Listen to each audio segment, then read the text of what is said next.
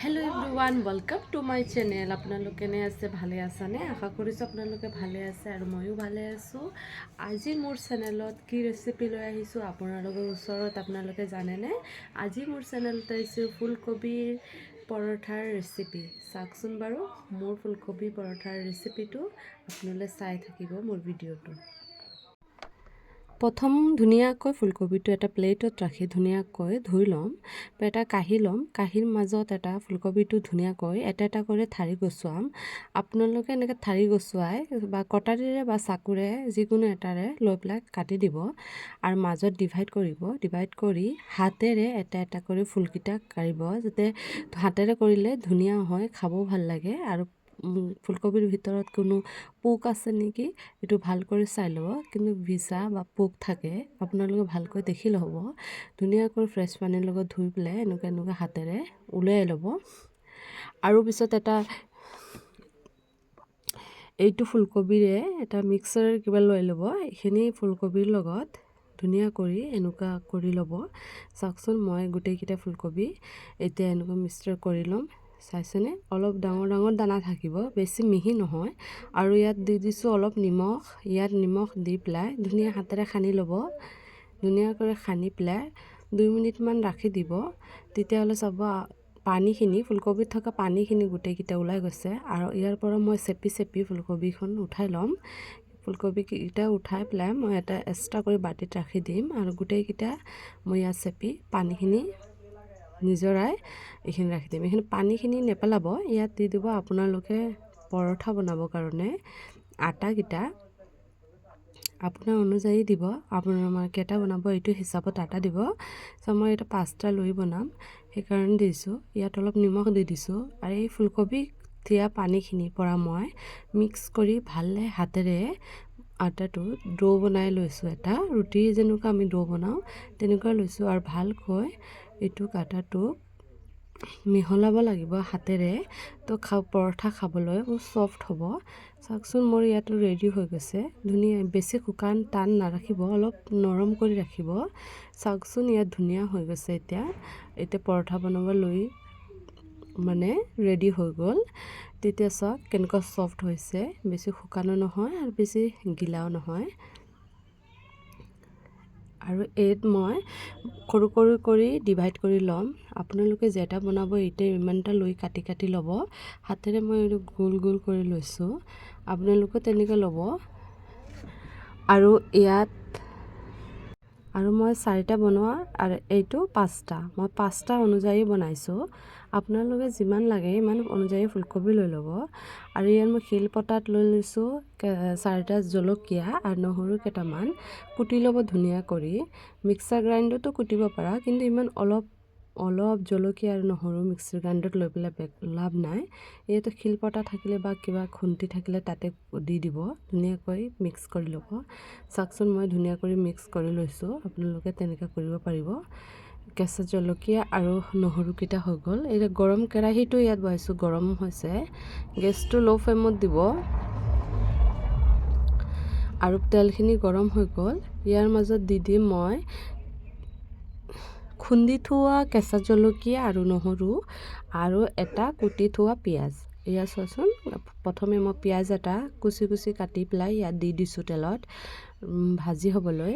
আৰু এইখিনি খুন্দি থোৱা জলকীয়া আৰু নহৰুকেইটা দি দিম। ফাৰ্ষ্টত পিঁয়াজটো অলপ ৰঙাকৈ ভাজি ল'ম। ভাজা অলপ হৈছে বাৰু। এতিয়া নহৰু আৰু জলকীয়াকেইটা দি দিম। মিক্স কৰি দি পেলাই আকৌ ধুনীয়া হাতাৰে ধুনীয়া লাৰি পেলাই ধুনীয়া কৰি ভাজি ল'ম ৰঙা কৰি।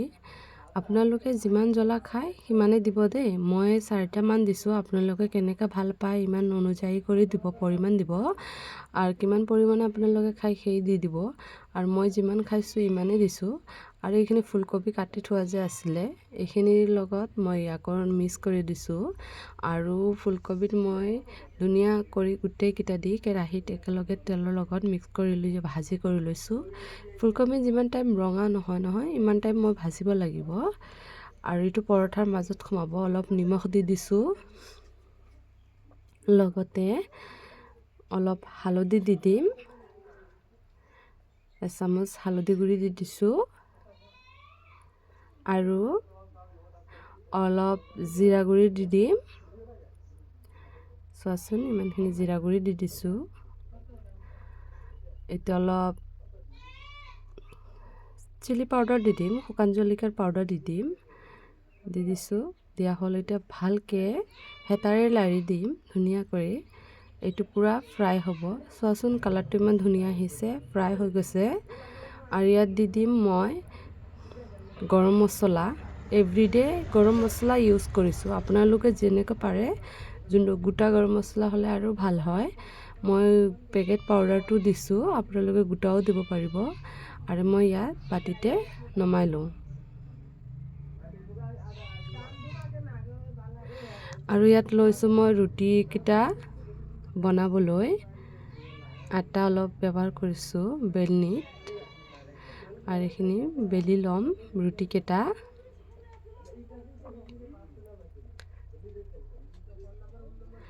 চাওক মই ইয়াত ধুনীয়া কৰি বেলি লৈছোঁ। আপোনালোকে যেনেকৈ ৰুটি বনাই নহয় তেনেকৈ বেলি ল'ব।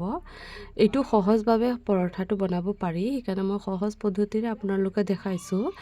আৰু এটা নিয়ম পাৰি, যেনেকুৱা ডোটো আছে, মাজত অলপ ফুটা কৰি বাতিৰ নিচিনা ডিজাইন কৰি তাৰ ভিতৰত দি পেলাই পুৰ, পিছত আপোনালোকে এনেকৈ বেলিব পাৰিব। কিন্তু আপোনালোকে যদি নতুন ফাৰ্ষ্ট হৈ থাকে, এনেকুৱা বনাই ল'ব, এনেকুৱা ধুনীয়া হয়। চাওকচোন বাৰু ৰুটিটো কিমান ডাঙৰ হৈছোঁ, কিমান ডাঠ ৰাখিছোঁ, আপোনালোকে দেখা পাইছে হয় নে নহয়। আৰু ইয়াত পুৰকেইটা দি দিম, যোনে ফুলকবিৰ লগত বনোৱাৰ পুৰকেইটা মিডলত দি দিম। এইটো সহজ পদ্ধতিৰে আমি দেখাইছোঁ, আপোনালোকে বহুত সহজৰে পাৰিব তেনেকুৱা বনাবলৈ। এয়া চোৱাচোন মই ইপানেৰে এটা চাটি দিছোঁ আৰু ইপানে দি দিছোঁ, আৰু ছাইডৰকেইটা উঠাই দি দিম।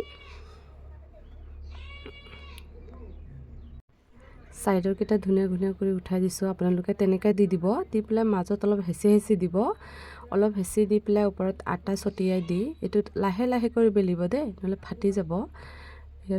মই হেঁচি দিছোঁ আৰু আটা দি দিছোঁ অলপমান, দি পেলাই এতিয়া লাহে প্ৰেছ কৰি আপোনালোকে বেলিব। চোৱাচোন মই লাহে কৰি প্ৰেছ কৰি বনাই আছোঁ, দেখিছেনে। আৰু ইয়াত চোৱা ফুলকবিকেইটা অলপ ওলাইছে, মানে হৈ গৈছে, আৰু বেলিব দৰকাৰ নাই। আৰু চোৱাচোন ইমান ধুনীয়া হৈছে। বেছি বেলিলে ফাটি যাব। তো আপুনি ফুলকবি ওপৰৰ ফালে দেখা পাইছে, তো হৈ গৈছে। এই টাৱাখন দি দিছোঁ গেছৰ ওপৰত, অলপ গৰম হৈছে। ইয়াত ৰিফাইন অইল দি দিছোঁ। আপোনালোকে মিঠাতেলো ব্যৱহাৰ কৰিব পাৰিব ৰিফাইন তেল নাথাকিলে। মই ৰিফাইন তেল ধুনীয়া কৰি লৈ লৈছোঁ। গৰম হৈ গ'ল টাৱাটো, চোৱাচোন ধুনীয়াকৈ গৰম হৈ গৈছে। এতিয়া লাহে কৰি মই পৰঠাটো ইয়াত দি দিম বাৰু, আপোনালোক চাই থাকিব। এয়া চাওকচোন মই লাহে কৰি পৰঠাটো দি দিছোঁ।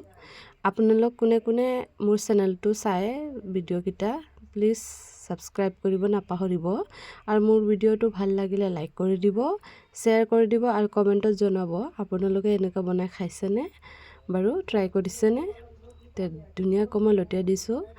লটিয়াই দিলে ধুনীয়া কালাৰটো আহিছে হয় নাই। এটা অলপ হেঁচি দি দিম, হেঁচি দিলে অলপমান ফুলিব, ধুনীয়া হ'ব খাওঁতে। তো চাওক কেনেকুৱা হৈছে। এতিয়া মোৰ হৈ গ'ল ভাজি কৰা। মই এইটো প্লেটত ছাৰ্ভ কৰিম, আপোনালোকে চাই থাকিব। এয়া মই লাহেকৈ প্লেটত ছাৰ্ভ কৰিছোঁ। ধুনীয়া হৈছে, ফুলিছে, ভাল লাগিছে।